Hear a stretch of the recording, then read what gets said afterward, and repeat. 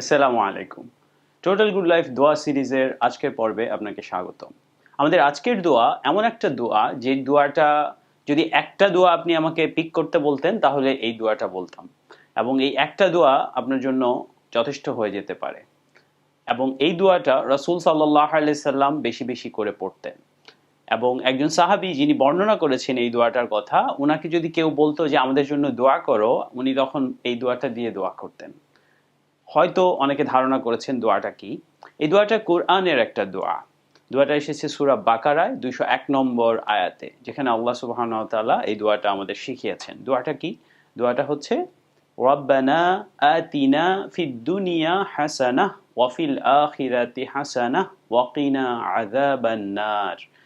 মানে হচ্ছে, হে আমাদের রব, আমাদেরকে দুনিয়াতে কল্যাণ দান করুন, ভালো দান করুন, এবং আখিরাতেও কল্যাণ দান করুন, এবং আমাদেরকে আগুনের আযাব থেকে রক্ষা করুন। যেই সাহাবীর কথা বলছিলাম উনি হচ্ছেন আনাস রাদিয়াল্লাহু আনহু, এবং উনি বর্ণনা করেছেন যে রাসূল সাল্লাল্লাহু আলাইহি সাল্লাম এই দোয়াটা বেশি বেশি করতেন। এবং উনাকে যখন উনি নিজে যখন দোয়া করতে চাইতেন, উনি এই দোয়া দিয়ে দোয়া করতেন। আবার যদি আরেকটা দোয়া করতে চাইতেন, আবার এই দোয়া দিয়ে দোয়া করতেন, এরকম। এবং উনাকে কেউ বলেছিল যে আমাদের জন্য দোয়া করো, তারপর উনি এই দোয়া দিয়ে দোয়া করে বলেছেন যে আল্লাহ যদি তোমাকে দুনিয়া এবং আখিরাতের কল্যাণ দিয়ে দেয় আর আগুন থেকে বাঁচায়, তাহলে তো সব কল্যাণই পেয়ে গেলে। তাহলে দেখতে পাচ্ছেন এই দোয়াটার গুরুত্ব। এবং আপনি যদি অর্থের দিকে খেয়াল করেন, বুঝতেই পারছেন যে এটা কেমন সামগ্রিক একটা দোয়া। টোটাল গুড লাইফ, দুনিয়ায় ভালো, আখেরাতে ভালো। এবং হাসানা, তাফসির কারকগণ মানে ওলামাগণ বলেছেন যে এটা সার্বিক, সামগ্রিক, সবকিছু, সব ধরনের হাসানা।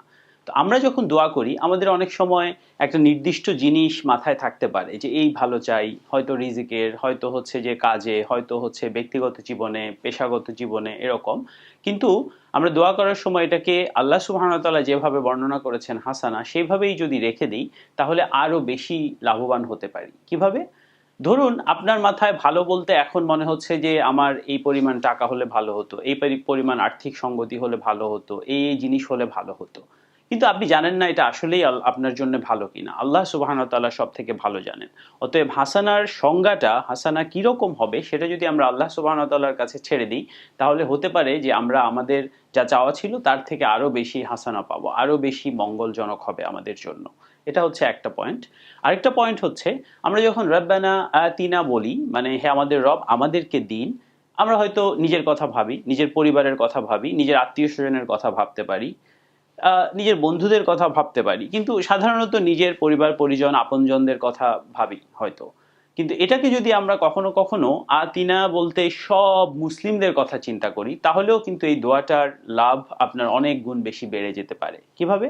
কারণ আমরা জানি যে কোনো মুসলিম ভাইয়ের অনুপস্থিতিতে যদি তার জন্য দোয়া করা হয়, ফেরেশতারা আপনার জন্য অনুরূপ দোয়া করেন। সো আপনি যখন মন থেকে, অন্তর থেকে এই দোয়া করবেন যে রব্বানা আতিনা ফিদ দুনিয়া হাসানাহ ওয়া ফিল আখিরাতি হাসানাহ ওয়া কিনা আযাবান নার, এটা বলার সময় আপনি সব মুসলিমদের কথা ভেবেও যদি মাঝে মাঝে করেন, ইনশাআল্লাহ আপনার সওয়াবটা, আপনার রিওয়ার্ডটা অনেক বেশি হবে। এবং এই দোয়াটা আমরা দেখি অ্যামেজিং, যে রাসূল সাল্লাল্লাহু আলাইহি সাল্লাম হজ এবং উমরার মতো আমলগুলোতে তাওয়াফের সময় অন্য কোনো নির্দিষ্ট দোয়া শিখাননি। তাওয়াফ শুরু করার পরে আপনি যে কোনো দোয়া করতে পারবেন কোরআন সুন্নাহ থেকে, আপনার নিজের মনের বাংলা ভাষা, ইংরেজি ভাষায়, যে কোনো ভাষায়। কিন্তু রুকনে ইয়ামিনী থেকে হাজরে আসওয়াদ পর্যন্ত প্রত্যেক তাওয়াফের প্রত্যেক চক্করের এই শেষ অংশটা এসে এই দোয়াটা পড়তেন রাসূল সাল্লাল্লাহু আলাইহি ওয়াসাল্লাম, রব্বানা আতিনা ফিদ দুনিয়া হাসানাহ ওয়া ফিল আখিরাতি হাসানাহ ওয়া কিনা আযাবান নার।